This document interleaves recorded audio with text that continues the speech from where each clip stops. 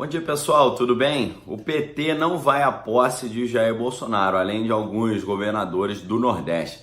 Será que eles estão sabendo de alguma coisa? Essa é a pergunta que eu faço nesse vídeo. Antes da gente entrar no tema, eu gostaria de lembrar vocês que eu estou deixando uma lista aqui dos meus livros prediletos que você pode adquirir. Adquirindo com esses links aqui embaixo, você ajuda muito o canal. E sempre eu coloco o livro do dia, que tem a ver com o tema do dia. O livro do dia hoje é o livro Desinformação, que um ex-chefe de espionagem explica como é feito todo tipo de manipulação e desinformação. Vou deixar o link aqui embaixo. Lembrando a você que adquirindo com esses links, você ajuda o canal. E já peço a você para já se inscrever no canal, dar um like aí, clicar no sininho das notificações, tá bom?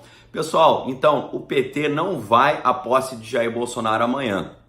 Isso significa que eles estão sabendo de alguma coisa, que eles têm algum conhecimento prévio de alguma coisa negativa que possa acontecer amanhã, lá no dia da posse? Eu já vou dar a minha resposta, mas antes eu quero dizer para você de algumas situações que aconteceram aí na história recente que mostram que houve conhecimento prévio das coisas. O fato mais categórico que a gente vê que tem essa questão de conhecimento prévio foi a derrubada lá das Torres Gêmeas, lá no dia 11 de setembro. Por quê? Tem vários fatos ali que são muito misteriosos e que mostram que, muito provavelmente, algumas pessoas tinham uma ideia de que aquilo aconteceria. Por exemplo, misteriosamente, várias pessoas não foram trabalhar naquele dia. É claro que num prédio que tem 3 mil pessoas trabalhando lá dentro, muito mais de 3 mil, na verdade 3 mil foram os mortos, mas num prédio que tem milhares de pessoas lá, você se espera que haja faltas, haja ausências no trabalho, por motivos de saúde, por outros motivos não justificados e tal. Mas foram pessoas específicas que não foram e que não deram certa justificativa assim tão fundamentada. Foram ausências misteriosas e inexplicáveis de não poucas pessoas. E aí, alguns estudiosos levantam a hipótese de que essas pessoas foram avisadas. Existem algumas testemunhas que dizem que receberam um comunicado para não ir trabalhar naquele dia e tal. Então, se a gente pensa assim no caso lá do que aconteceu em 2001 lá nas Torres Gêmeas, tem essa suspeita. Outra suspeita que tem envolvido nesse caso é que você sabe que eles usaram aviões para atacar os prédios, E aviões da United Airlines e American Airlines. Por incrível que pareça, muitas ações dessas empresas foram negociadas na véspera e eles tiveram lucros exorbitantes em cima disso, tá? E essa investigação continua inconclusa até hoje.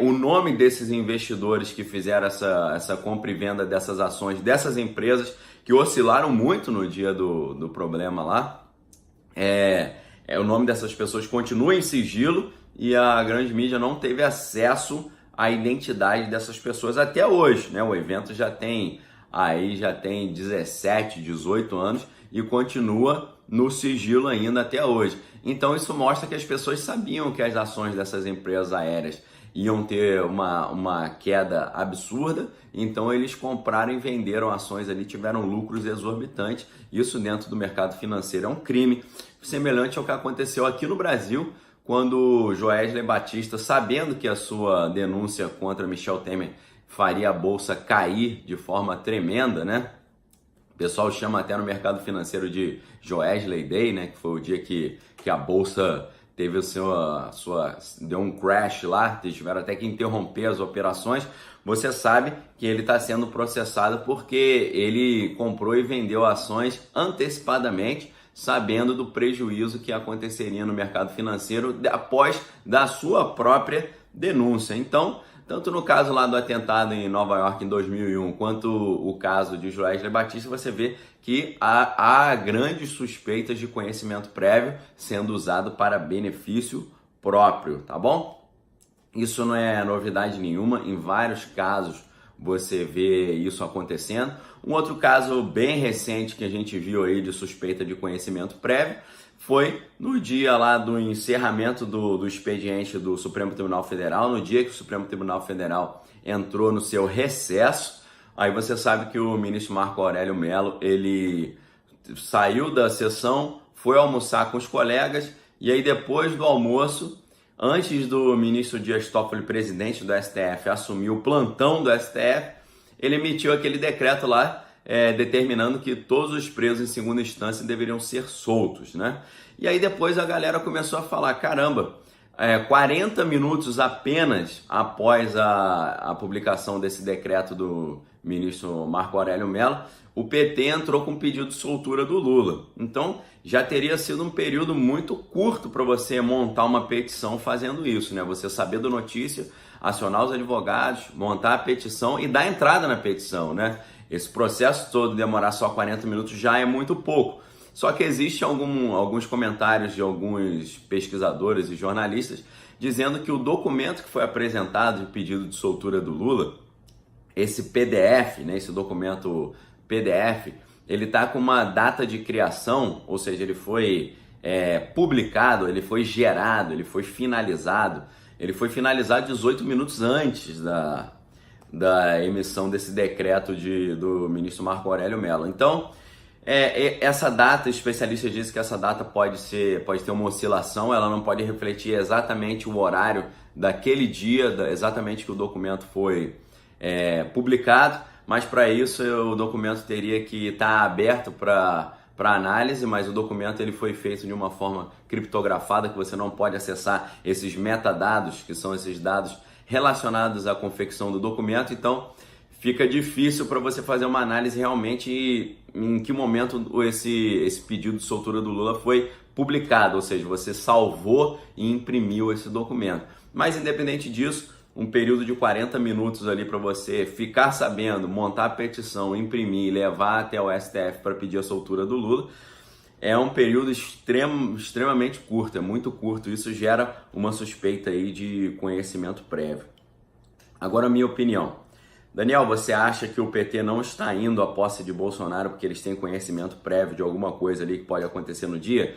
Eu creio que não. Na minha opinião, primeiro, você não precisa ter conhecimento prévio de nada, porque todas as ameaças a Bolsonaro são patentes. O serviço de inteligência do Exército, da Polícia Federal, da Polícia Militar, da Polícia Civil, da Marinha, da Aeronáutica, a ABIN, todo esse pessoal já tem avisado o Bolsonaro diariamente sobre os elevados riscos, as grandes ameaças.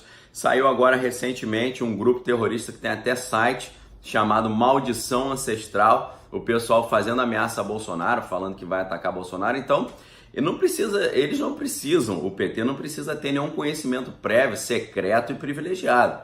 As ameaças a Bolsonaro, as ameaças graves, são patentes. Tá? O Mossad, Serviço Secreto de Israel, já avisou também o Bolsonaro de que o próprio Hezbollah pode tentar fazer um atentado ali, não só o Hezbollah, mas paramilitares iranianos, paramilitares nigerianos, as Farc, mais o crime organizado, o PCC principalmente.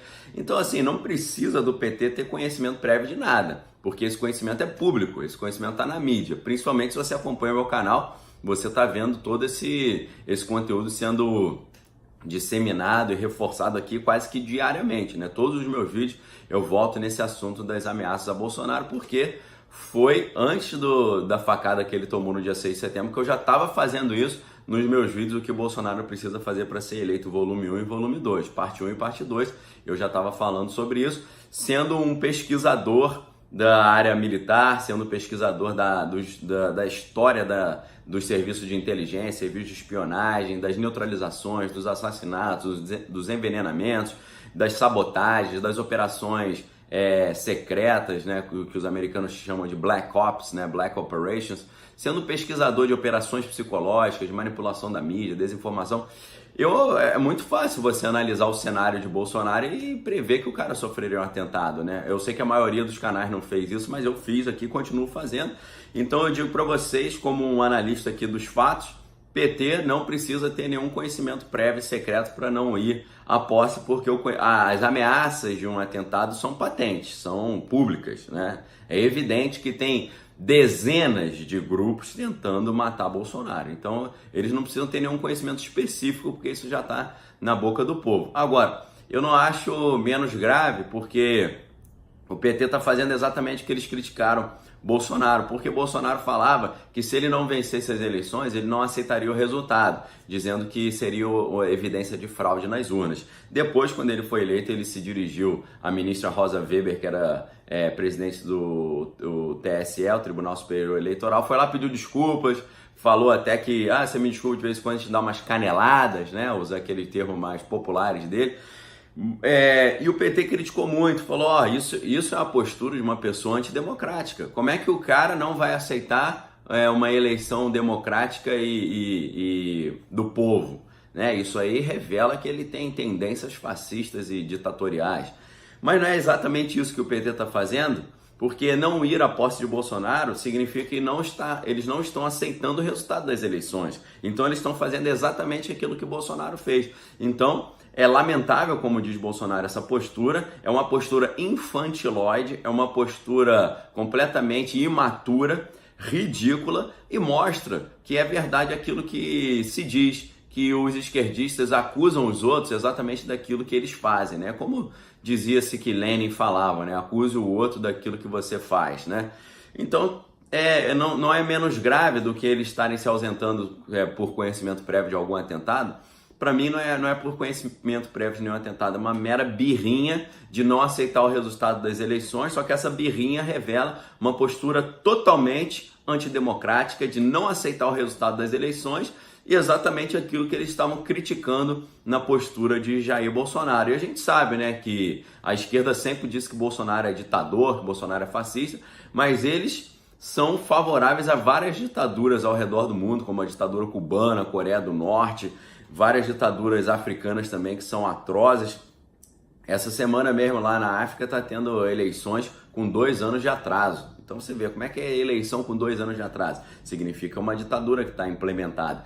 Então, pessoal, para mim o PT não está indo na posse amanhã, não porque eles sabem de algum atentado que vai acontecer, mas porque é um protesto de que eles não aceitam essa eleição. E para mim isso é uma postura completamente antidemocrática, imatura e infantil, que revela que realmente quem não aceita resultado de eleição são eles e não nós aqui que militamos de forma muito intensa e forte aqui para a eleição de Jair Bolsonaro e continuamos militando aqui até hoje defendendo esse governo. É isso aí, galera. Amanhã é o dia da posse, amanhã a gente volta com mais vídeos. Lembrando a vocês que aqui embaixo tem a lista dos meus livros prediletos que eu estou indicando para vocês e também tem o livro do dia, que é o livro Desinformação.